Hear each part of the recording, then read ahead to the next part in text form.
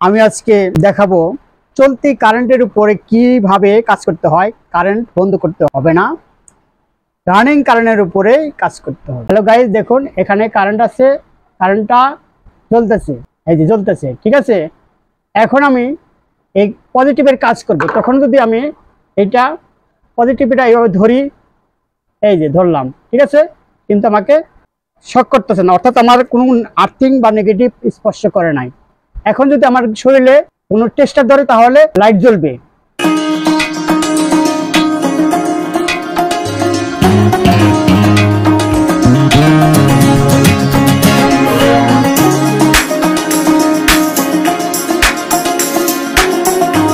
Hello প্রিয় guys, আপনারা কেমন আছেন?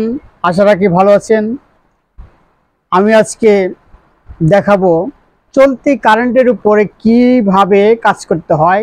কারেন্ট বন্ধ করতে হবে না, রানিং কারেন্টের উপরে কাজ করতে হবে। যেমন অনেক সময় দেখা যায় যে একটি রুমে কিছু সুইচ পাল্টানো হয় বা সকেট পাল্টানো হয়, এবং সেই রুমে কেউ কাজ করতেছে বা ফ্যান চলতেছে বা খাওয়া দাওয়া করতেছে, রাত্রিবেলা লাইটের দরকার হয়, কারেন্টের দরকার হয়। তখন আমরা কিভাবে সেই চলতি কারেন্টের উপর কাজ করব। তো এইরকম চলতে, যেমন একটা সুইচ পাল্টাবো বা একটা সকেট পাল্টাবো, সেটা চলতি কারেন্টের উপরে, রানিং কারেন্টের উপরে আমরা কিভাবে কাজ করবো সেটা দেখুন। তো কাজ করার জন্য কিছু সতর্কবাণী মেনে চলতে হবে, যেমন নেগেটিভ আর পজিটিভ। এরকম নেগেটিভ আর পজিটিভ, এই পজিটিভ আর নেগেটিভ দুইটা তার থাকে, একটা হলো নেগেটিভ আর একটা হলো পজিটিভ। তো প্রিয় গাইস, যখন আমরা চলতি কারেন্টের উপরে কাজ করব তখন আমাদের এই পজিটিভ এবং নেগেটিভ তার খেয়াল করতে হবে। যখন আমরা পজিটিভের কাজ করব তখন নেগেটিভটাকে আলাদা করে ট্যাপিং করে আলাদা করে রাখবো, যাতে পজিটিভ যখন আমরা ধরবো এইভাবে, তখন যাতে এই নেগেটিভের লাইন যাতে হাতে বা শরীরে কোনো স্পর্শ না লাগে, এবং খালি পায়ে কখনো কাজ করা যাবে না, এবং লোহা টিন জাতীয় যাতে স্পর্শ না করে সেইভাবে সতর্কভাবে কাজ করতে হবে। চলতি কারেন্টের যখন আমরা কাজ করব তখন আমাদের স্যান্ডেল পায়ে অথবা শুকনো চেয়ারের উপরে বসে অথবা টুলের উপরে দাঁড়িয়ে আমরা কাজ করব, অর্থাৎ আর্থিং বা নেগেটিভের স্পর্শ নেওয়া যাবে না। যখন আমরা পজিটিভের কাজ করব নেগেটিভ আলাদা করে রাখবো, এবং যখন আমরা নেগেটিভের কাজ করব তখন এই পজিটিভ আলাদা করে রাখবো, অর্থাৎ পজিটিভ যাতে শরীরে না লাগে এবং আর্থিংও যাতে না পায়। আমরা শুকনো স্যান্ডেল পায়ে দিয়ে কাজ করব, অথবা শুকনো টুল বা চেয়ার এর উপর দাঁড়িয়ে কাজ করব, এবং টিনের বা লোহার যাতে কোনো স্পর্শ না থাকে।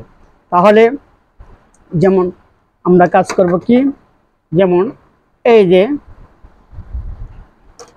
এটা ধরতেছি আমরা লাইন, এখানে কারেন্ট আছে, ঠিক আছে, এই কারেন্ট আছে।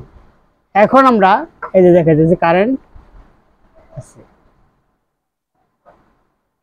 তাহলে এই নেগেটিভ কিন্তু আলাদা, নেগেটিভে স্পর্শ করা যাবে না। এই যে দেখা যাইতেছে, দেখুন, হ্যালো গাইস, দেখুন এখানে কারেন্ট আছে, কারেন্টটা জ্বলতেছে, এই যে জ্বলতেছে, ঠিক আছে। এখন আমি এই পজিটিভের কাজ করব, তখন যদি আমি এইটা পজিটিভটা এইভাবে ধরি, এই যে ধরলাম, ঠিক আছে, কিন্তু আমাকে করতেছে না, কি করতেছে না, শক করতেছে না, অর্থাৎ আমার কোনো আর্থিং বা নেগেটিভ স্পর্শ করে নাই।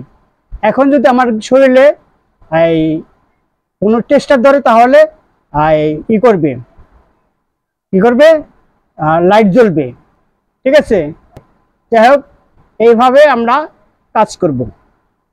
এই যে এই যে এই যে ঠিক আছে, লাইন চলতেছে না, চলে, এই যে লাইন, অর্থাৎ চলতি কারণে আমরা কাজ করব, অর্থাৎ নেগেটিভের স্পর্শ তাতে না লাগে।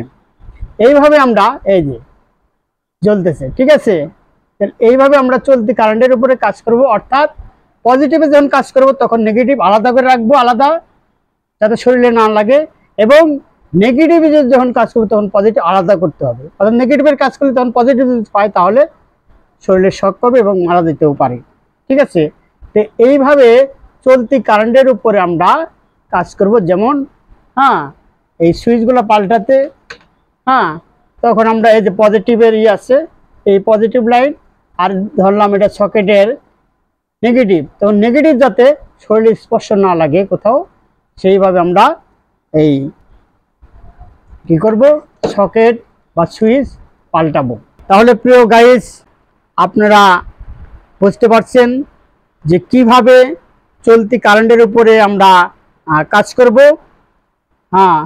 তো আবারও সতর্ক করে দিচ্ছি, যখন আমরা চলতি কারেন্টের উপর কাজ করব তখন পায়ে যাতে শুকনো স্যান্ডেল থাকে, আর্থিং না পায়, কোনো লোহার স্পর্শ না পায়, ভিজা স্যান্ডেল যাতে না থাকে, অর্থাৎ কোনো আর্থিং বা নেগেটিভ যাতে না পায় শরীরে। আমরা যে কোনো এক সাইড ধরে কাজ করতে পারবো। পজিটিভ ধরলে পজিটিভের কাজ, আর নেগেটিভ আলাদা করে রাখবো, এবং নেগেটিভ কাজ করলে পজিটিভ আলাদা করে রাখবো, যাতে পজিটিভ যাতে শরীরে না স্পর্শ লাগে। এইভাবে কাজ করলে আমরা চলতি কারেন্টের উপর কাজ করবো, তাহলে আমাদের কোনো সমস্যা হবে না। তারপরেও যদি সম্ভব হয় তাহলে কাট আউট বা মেন সুইচ বন্ধ করে কাজ করাটাই সবচেয়ে ভালো। আশা করি প্রিয় গাইস আমি যা বোঝাতে চেয়েছি তা বুঝতে পারছেন। প্রিয় গাইস, আল ফারুক টেকনিক্যাল একাডেমির পক্ষ থেকে জানাই আন্তরিকৃত শুভেচ্ছা সবাইকে। আবারও আন্তরিকৃত শুভেচ্ছা জানিয়ে আজকের মতো ক্লাস এখানেই শেষ দিচ্ছি। আল্লাহ হাফেজ।